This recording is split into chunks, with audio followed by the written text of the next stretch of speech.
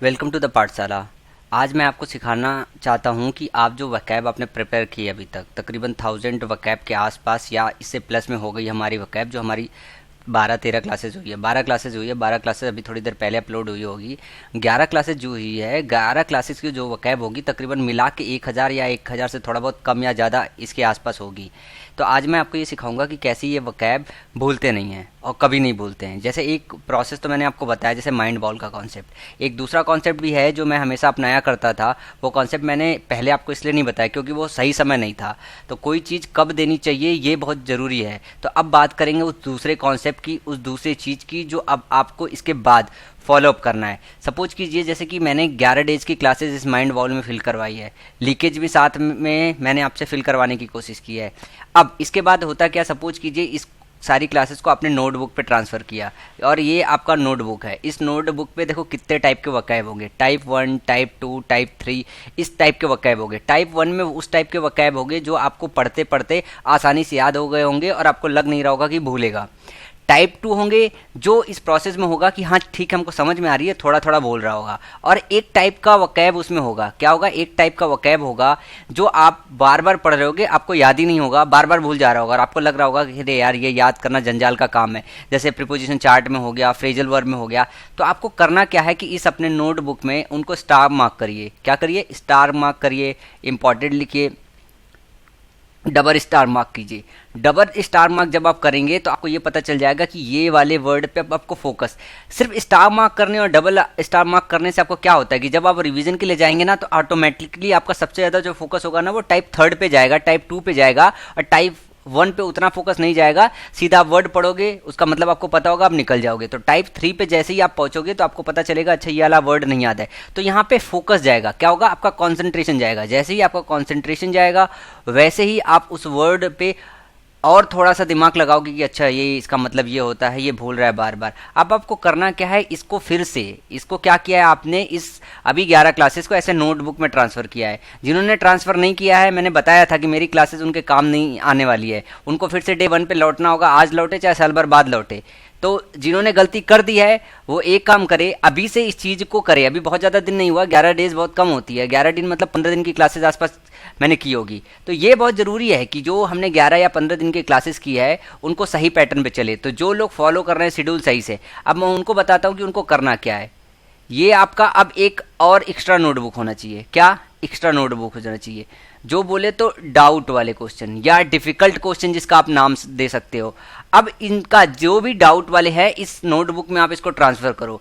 अब इसको क्या करो, इसको रिवाइज करना एक तरीके से बंद करो या फिर हल्का करो। 2 दिन में 3 दिन में इसको नोटबुक को देखो और रोज मत इसको रिवाइज करो। अब इस नोटबुक पे फोकस करो, जो ये डिफिकल्ट वाले वर्ड है इसमें ट्रांसफ़र करो। ट्रांसफ़र करने के बाद इस पे अब लगातार थोड़ा फोकस करके रिवीजन करो। जब आप फोकस करके रिवीजन करते रहोगे तो फिर इसमें से एक टाइप 1 बनेगा, एक टाइप 2 बनेगा, एक टाइप 3 बनेगा। फिर आपको क्या करना है, आपको ट्रांसफ़र करना है एक नए नोटबुक में इस चीज़ को, और ये प्रोसेस आपको पैरेलली चलाना पड़ेगा। तो जब आप 3000, 3500, 4000 वकैब के आसपास पहुंचोगे तो आप देखोगे कि आपको चीज़ें और हर वर्ड मतलब पता होगा और जुबान पे रटी होगी। तो ये सबसे ईजीएस्ट प्रोसेस है वकैब रटने का। अगर आप ये रेगुलर लगातार शेड्यूल होकर काम कर रहे हैं तो ये प्रोसेस आपको बहुत आसान लगेगा। लेकिन अगर आप बीच में भटके, आपने रिदम तोड़ा, तो आपके साथ पंगा हो सकता है। सपोज कीजिए कि आपने 10वीं क्लास या 11वीं क्लास मिस कर दी है और 11वीं क्लास मैंने अपलोड कर दी, तो आपने क्या किया कि 11वीं क्लास जो है देखना स्टार्ट कर दिया। ऐसा मत कीजिए, 10वीं क्लास पे जाइए, 10वीं क्लास को कंप्लीट कीजिए। एक दिन बैकअप में छोड़िए क्योंकि वीडियो तो चैनल पे पड़ी है, वीडियो तो कहीं भगने की नहीं है। तो 11वें दिन की क्लास 11वें दिन में कीजिए। तो जिस सीक्वेंस में चल रहे हैं उस सीक्वेंस में पहुंचेंगे, या तो फिर 10वें क्लास को 11वें में ट्रांसफर कर दीजिए कि 11वां पहले कर लिया तो ठीक है, 10वां बाद में कर लेंगे। तो इस नोटबुक में जैसे आप ट्रांसफर करेंगे तो ये क्या होता है कि जो डिफिकल्ट वर्ड है उससे आप ज़्यादा टाइम से गुजरोगे। तो जैसा कि इसके पहले मैंने वीडियो में बताया था कि एक बच्चे को ऐसे सामने खड़ा करके 7 लोगों का नाम बता दो, फिर लो रिपीट करने के लिए, तो रिपीट नहीं कर सकता। लेकिन यही 7 बंदे जो है बार बार उसके सामने 10 दिन 15 दिन तक दिखाई देंगे। फिर बोलोगे इस बंदे को नाम लेने का तो सभी का नाम भी ले लेगा। कुछ दिन और अगर दिखाई देंगे तो वो नाम के साथ साथ और कुछ बता देगा। कुछ और लंबे समय तक साथ रहेंगे तो कुछ और बता देगा। यही वर्ड के साथ भी है, जितने देर तक वो आपके आंख के सामने से गुजरेंगे उतना ज़्यादा उन वर्ड्स के विषय में आप जान पाओगे। तो जो डिफिकल्ट वर्ड है उनको अपने आंख के सामने से ज़्यादा गुजारो। क्या करो, अपनी आंख के सामने से ज़्यादा गुजारो। तो एक समय ये आएगा कि जो ये टाइप 1 वर्ड होते चले जाएंगे, इनको रिवीजन की ज़रूरत नहीं पड़ती है। क्या, इनको रिवीजन की ज़रूरत नहीं पड़ती है, ये आपको जुबान पे बिल्कुल हमेशा याद रहते हैं। तो टाइप 1 एक बार आपने फिनिश कर लिया तो ठीक है, ये चीज़ हमेशा जुबान पे रहने वाली है।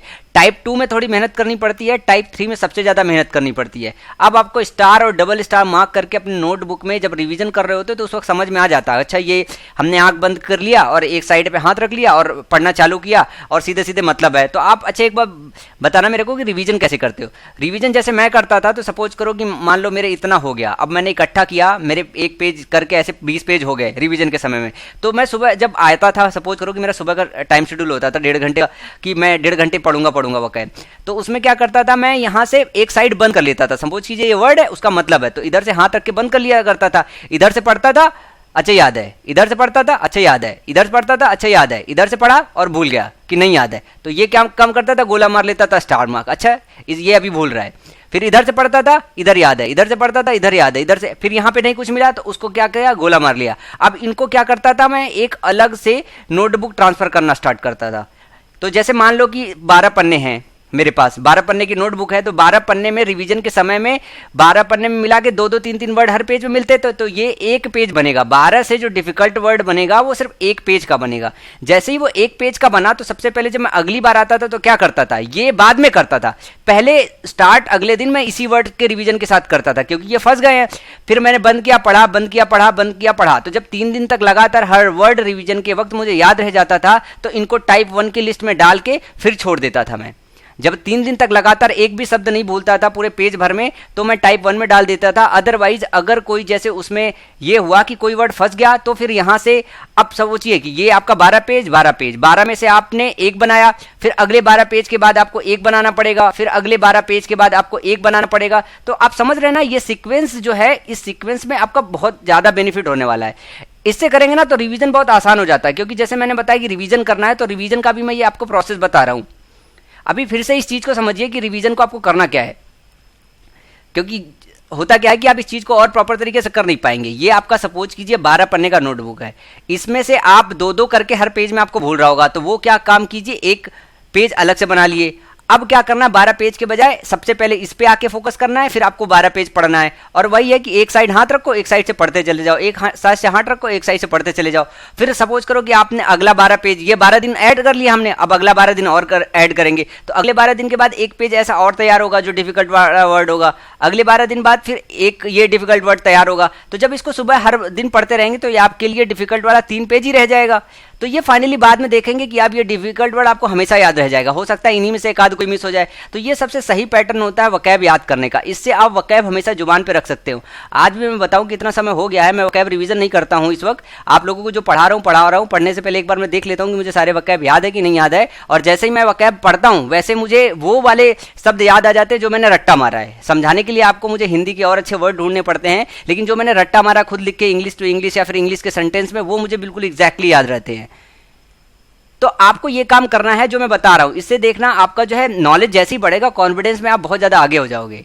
सो अभी आप रिवीजन के लिए यही प्रोसेस अपनाओ, और यही मेरा अभी बताने का मूड था। आगे कुछ और एक आध स्ट्रेटजी और स्टेप है, तो जब 10-15-20 दिन की क्लासेस और कंप्लीट होगी, तो मैं आपको फिर से गाइड करूंगा कि किस तरीके से इसको और रिफाइन करो, कि ये जो वकैब हम अपने अंदर डाल रहे हैं, इस माइंड बाउल में फिल कर रहे हैं, तो ना लीकेज बाहर हो, ना डिफिकल्ट वर्ड बाहर हो, और किस तरीके से हम इसको एग्जाम में प्रेजेंट कर पाए। और यही काम आपको ग्रामर के साथ भी करना है, यही काम आपको हर चीज़ के साथ करना है जो मैं यहाँ पे बता रहा हूँ।